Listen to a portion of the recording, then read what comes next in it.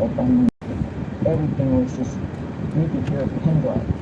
And then the first one howled again, and then the second one howled 2 more times, and I went in the house. And I thought, oh my goodness. And I knew Kurt, you know, carefully. So I have to explain where my house is. So my house is down a small country road. It's a dead-end road, and there's a lot of what I would call them compounds. There's a lot of trees, dense underbrush, dense forest, and in amongst the trees there are little dirt roads that go in, and then they cleared spots where there's 3 or 4 houses. So that, you know, that's why I call them compounds. And those are fenced, but they're neighbored by trees on 3 sides. And so everybody's separated by trees, except for my house, my landlord's house, because I'm on their property, and the goat property. But everybody else is surrounded by trees, and I'm surrounded by trees on 2 sides. And so there's a lot of dense forest there. And the property is only, I'd say, 1.5 miles by road, so about probably less than a mile as the crow flies to the southern edge of the Sam Houston National Forest. So I'm very close to that, and anybody or anything could probably walk through the woods and get to my house from the National Forest, crossing 2 little 2-lane roads, and that's it. There's hardly any traffic, so I'm sure they can get there very easily. So that was about 3 days later. Again, I was sitting on the porch. I came outside and there was a loud noise and racket going on. Something was instigating coyotes. So back again at the corner of that big truck, maybe in the woods, maybe 20 feet or so. But there's a house over there through those woods, and so it couldn't have been more than, I'd say, 30 yards from their front door, making this noise. It sounded like a pack of coyotes, and they were howling and yipping. You know how coyotes do when they get excited. Coyotes kind of yip and howl when they're excited. So if you've ever played a harmonica for a dog that can't stand it, and it goes kind of crazy, it starts howling, and you can tell it kind of hurts his ears, but it starts howling. Well, that's what this coyote sounded like. There was a voice in amongst the coyotes that sounded like a human, but much louder, much deeper, like howling. And so it was making this howling sound, and then, but not like the Ohio house again. This was more like it was trying to imitate a coyote howl, but really bad. And then the coyotes, just the sound, recorded for about 45 seconds. It went on for 45 minutes. It just went on and on and on. And 2 days after that happened, somebody came in and cleared all the trees in a strip, probably 200-yard strip of trees that was about 100 yards wide behind that goat fence. So there's still trees behind the goat fence, but they're much thinner, easier to see through, I guess you'd say, because that's somebody's property. But the state land, they came in and cleared it. Dinner time. It's where little moments are cherished. With your cash preferred, 6% cash back at most supermarkets include everyone together. And so learn more at Express.com/explosions. Change your cash back applied with cash preferred. And not only that, but for the next 2 months, there were black helicopters flying every night, over that field. So I thought that was extremely strange.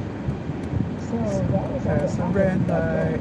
And I thought, well, maybe that could be us. Something that happened then. On March 16th of this year, I was sitting on my porch, and it was bright red.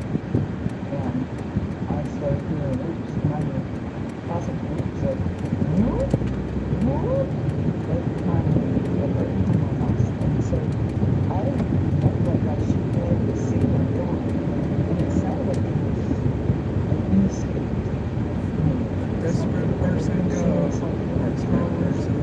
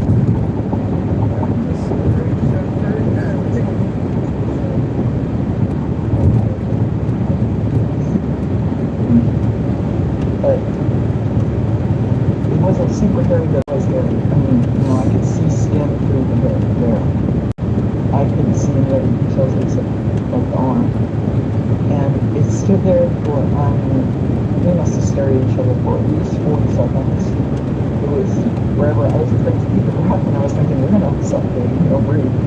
But I didn't want to close my eyes, and my eyes were starting to water. Because I didn't want it to disappear on me if I closed my eyes for a second. So, I think that's kind of unbelievable, really. It was crazy. So I was like 40 seconds, and then it just backed up.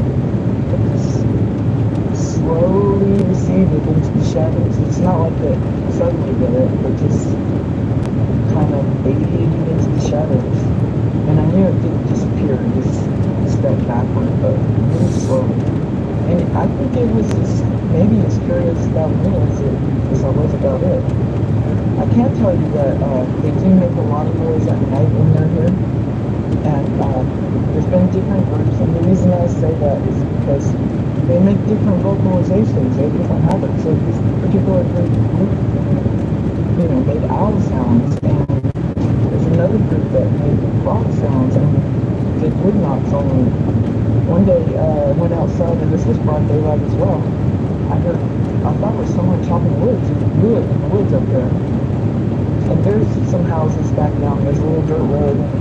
There's some houses back down there, and I didn't move thinking for a minute, I thought somebody was chopping wood. It was just chop, chop, chop, chop, chop. A smooth rhythm, like they didn't ever get done chopping, And it went on, and I kind of tuned it out, and then I heard wood knocks behind my house, several locations, probably at least 4 different places, at least 4 different trees they were knocking on at the same time.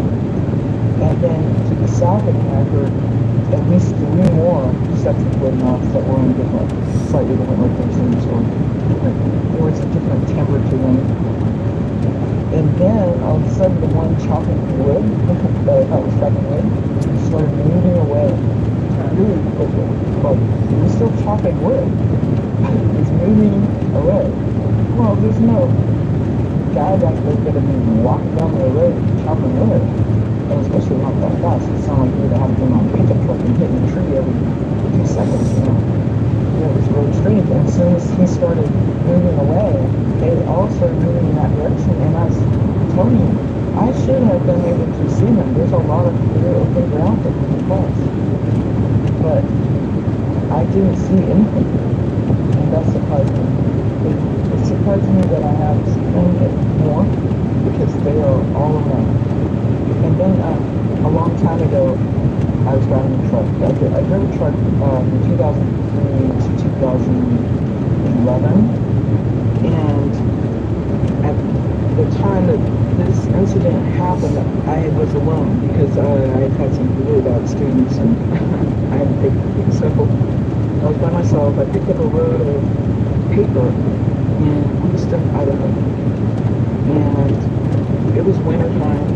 And it was about 10 degrees that day, or when I picked it up, it was 10 degrees. And paper is a very heavy load. It's heavy, heavy, heavy. So I was almost at the truck's limit for legal weight. And I-90 was closed because of snow and ice. And I really needed to get to Billings, Montana. And I didn't want to sit there for 2 days and wait for them to reopen the road. So one of the truck drivers said the truck stop where I weighed my load told me you could take US 12, and I had never been on that road, so it was a good road. It wasn't exactly a good road, but US 12 winds down through a canyon, and there's a river on that canyon. I'm not sure the name of the river, but it goes about probably over 100 miles at least through this canyon. Well, once you get down in the canyon, you don't have any signal. I didn't have phone signal, and I didn't have signal for the truck. There's a satellite thing on the truck where you can send messages, and I had no signal for that either. So I was by myself on that road for 60 miles. I probably passed one vehicle going the other way, and about 60 miles into that, it started getting fog, and icy fog. So what it does is it sticks to whatever it touches and turns to ice. So my truck was getting heavier and heavier, and the road was right next to the river. There was no guardrail at all at that time. There is now. But there was no guardrail. And the road was cracked on the right, and there was chunks of ice floating in this river that were as big as Volkswagens. So it was super cold, it was getting colder, and I had this icy fog, and so my truck was getting heavier, and I was afraid that the road was going to crack off and I was going to go into the river. Besides the fact that the road was getting super icy, so I had slowed way down, and I passed a ranger station that was closed for the season, and there was no place to pull off on this road. It's 2 lanes, you got the river on the right, and the canyon on the left, and it goes straight up. It had trees on it, but it was rocky and went up, straight up. So I just kept going very slowly. I went about 30 miles past that ranger station, and there was a pull-out for a rooftop boat landing. It would have been open, in the spring or whatever. It wasn't open, obviously, but there was a place to pull the truck out, just off the road. And it had a retaining wall between the road and the parking lot. And I could just fit in there. And on my right side were trees, river. And so I was grateful for that. So I couldn't slide off into the river. And there was bathrooms there, but they were closed. And so I just shut the truck, and I could have probably shut it down at 3:30 in the afternoon. And then it got colder and colder, and it was below zero by, 8 o'clock at night. I was watching TV, and all of a sudden I started to smell something. I smelled something horrible, and it smelled like a wet dog mixed with garbage from a grocery store dumpster in the sun, and a toilet, mixed all together. And it was a horrible smell. It started to gag me, and I couldn't figure out where it was coming from. I got up and looked in the front because I had taken out all my trash when I was at the truck stop. There was nothing in there except I had had some hot wings, and I had thrown the bones away in a bag and then tied it up. And so that was in the front, and I could smell this horrible smell. So I'm checking that, and I'm trying to see where it's coming from.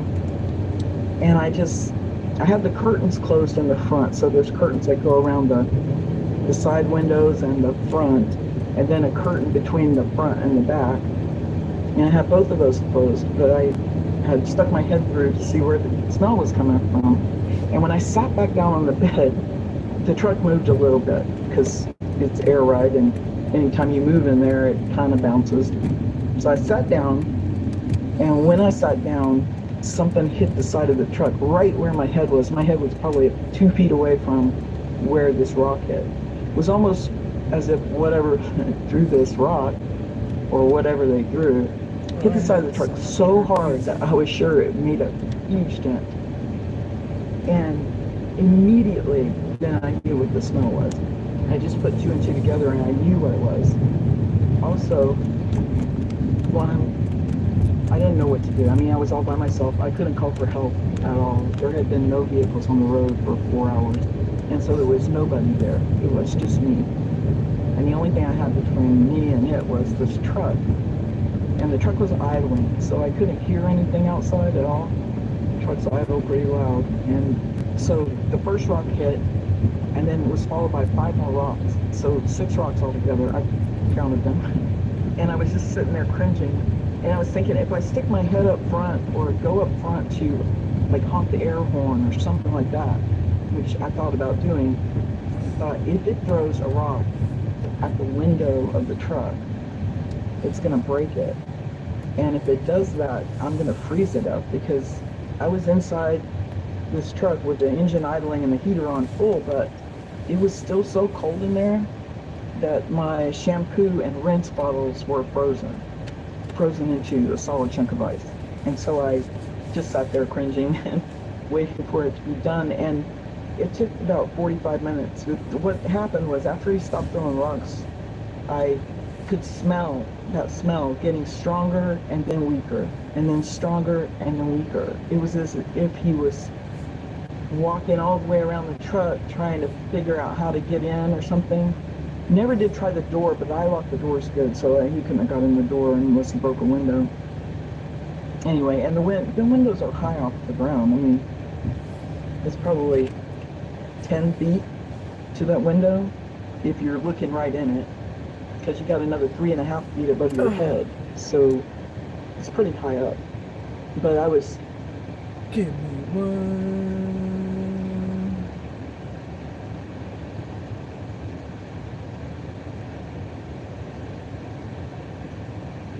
Sick.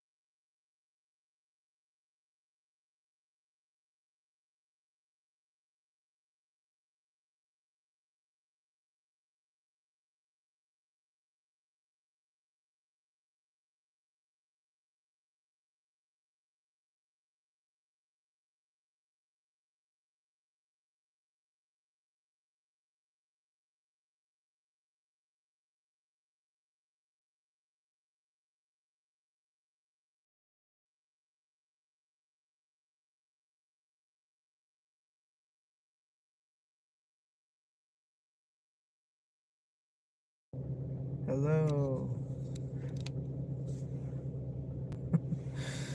God, I can never hear anyone.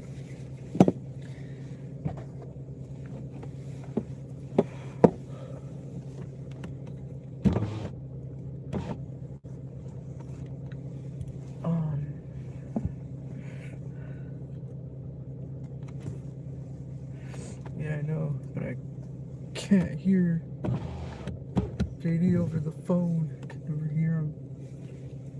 It's like you don't talk into the phone or something.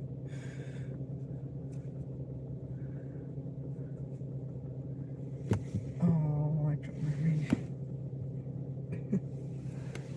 Back to this. scared he would break a window. I was really scared of that. And if he did that, I think I would have froze to death, or he would have come in.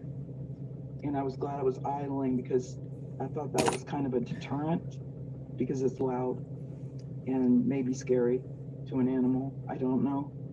And the reason I thought immediately that it was Bigfoot was because of the smell. I've heard of the smell and the rock throwing. Bears don't throw rocks. There wouldn't be a person out there throwing rocks at a truck. If a person had been out there, I mean, it was way below zero. I'm sure they would have knocked on the door and asked to come in, you know. So I just think there's nothing else it could have been. We're so far from civilization, so far.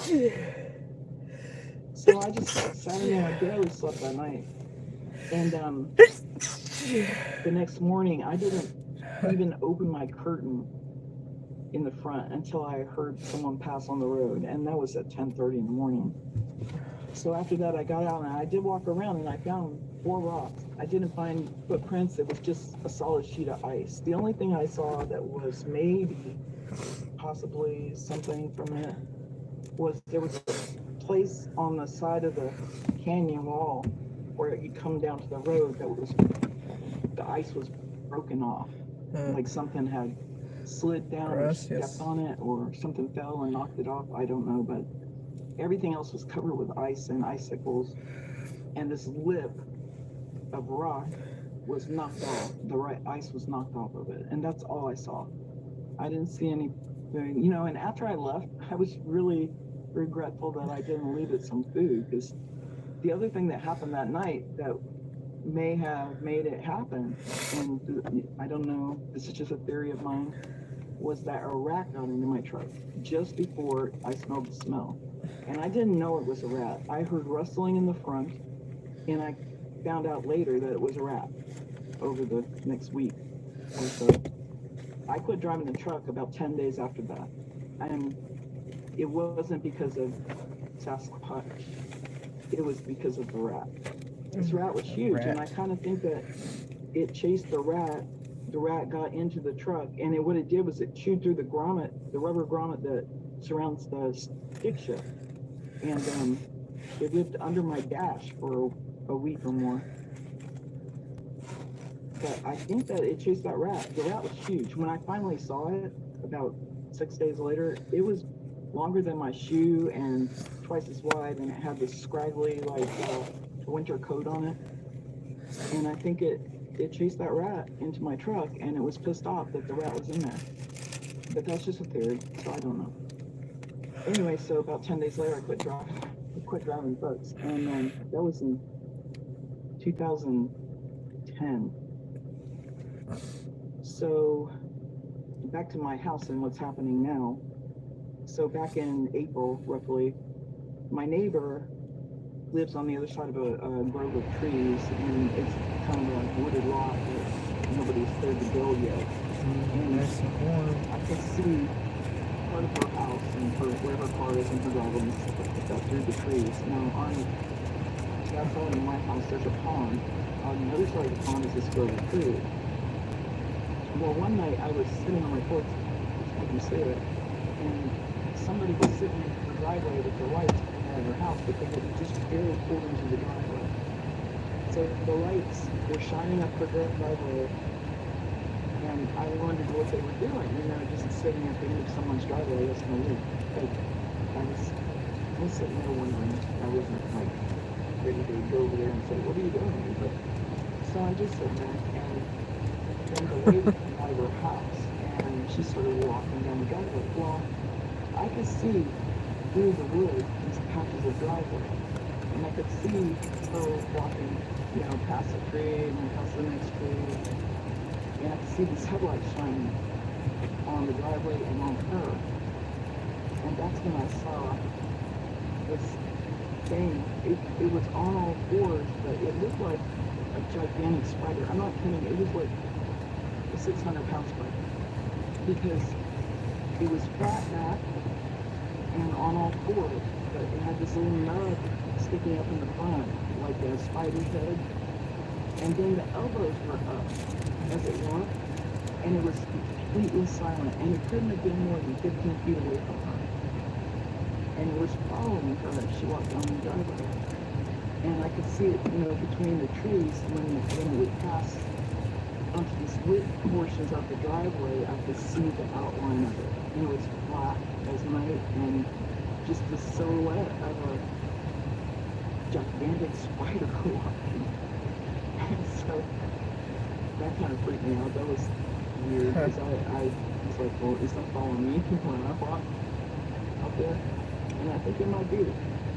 So yeah, I've heard lots of different vocalizations, and different groups have different ones, and some just communicate, it seems like tree knocks, and some by owl hoots, and some by whoops, and then some by howls, and then there's something that makes this god-awful sound. It sounds like if you drag metal over a concrete driveway. But it's super, super loud, and I obviously thought it was machinery for months and months and months. And then suddenly one night it started up where it normally starts up, and then it came toward me, and it came really fast. Like, it must have been close to a mile away, and within a minute it was right down the street. And it seemed to, I heard these sounds, and it was at least two of them making these sounds.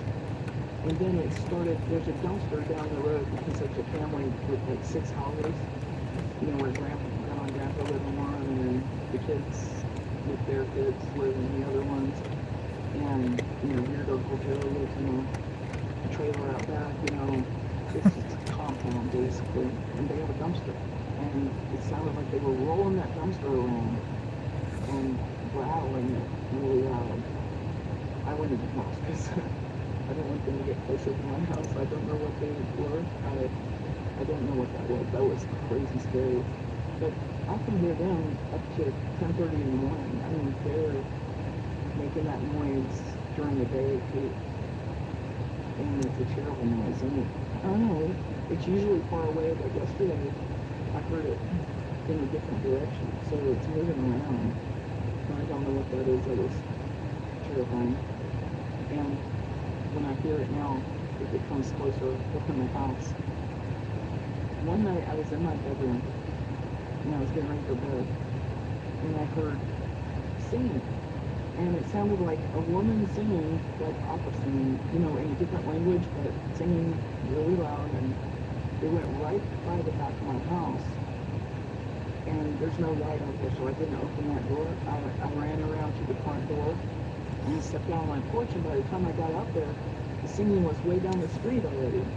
So it went really fast from the end of my house, and they would have had to come over 2 fences to get there to where I heard it the first time, and then go over another fence to get to the road. And, I don't know if they really go on the road or not, but anyway, the singing was really loud. And it got, probably 200 yards maybe down the road, and then a male voice, the deepest baritone male voice I've ever heard, joined in with her. And they were singing together, and they were singing the same words, and whatever words they were singing the same words really loud. And when they got done, they made like cackling sounds, like almost like laughing, but not like human laughing. It's like hyena laughing, It was really, really strange. But what amazes me about that is that I don't think it could have been a person. I don't think a person. I've lived there for a year and nobody has ever come to my yard. I couldn't imagine somebody climbing 2 fences and going through the yard and climbing another fence to get to the road. But anyway, what amazes me is that it had to have been a language and a real song with words that both of them knew for them to sing together the same words. It wasn't something she was just making up. And it wasn't just gibberish, it was words, because they finished the song together in unison. And I just found that totally amazing. If they have a real language that they know the song, I just found that really totally amazing. And so then other things have happened, like they come, my garbage can is right behind my back door, and my back door is in my bedroom. And so I'll get ready for bed, and I get in bed, and I do something on my phone for half an hour, and then I turn off the light. And about 10 minutes after I turn off the light, I hear something out there. At first I didn't know what it was, but it took me about a week to figure out that they were, or something was, opening my garbage can lid and then dropping it gently. They don't slam it, they just gently drop it. Now, I've looked in there and there's been no evidence that anything's been in the garbage. But I don't take my garbage out very often, it's just me, and I might have 1 bag a week, maybe 2. And I usually take it out on like Monday or Tuesday because the garbage truck comes on Wednesday. And so one night I did an experiment. I put half a bag of cherries, green cherries, and they were, they're getting out of season, so these were like mushy and didn't taste very good. So I just decided to throw them away. So I put them on top of the garbage in a shopping cart. Well, the next morning was garbage day, and those cherries, the whole bag was gone. It was just gone. And there was no evidence that anything had ripped any bags in there or anything. That one bag was just totally gone. There was no evidence of it in the yard or anything. And so I don't think raccoons do that. Raccoons make a mess. I've had raccoons in my garbage. And then they stuff out and they're all over the yard. And I didn't find any seeds. I didn't find any, the bag. I think they took it. Well, I can't take it. I don't want to get, so that's why I put it in the garbage. I don't want to be like, here's some food for you. It's just like, no, this is my garbage. You know everything. Yeah, so Wow. I hear sounds every night, so it's ongoing. And yeah, so that's what's happening. And those are my good outside. Well, that's it for tonight's show. If you have a Bigfoot sighting and you'd like to hear this, please go to myBigfootSighting.com and let us know. Bye, everybody.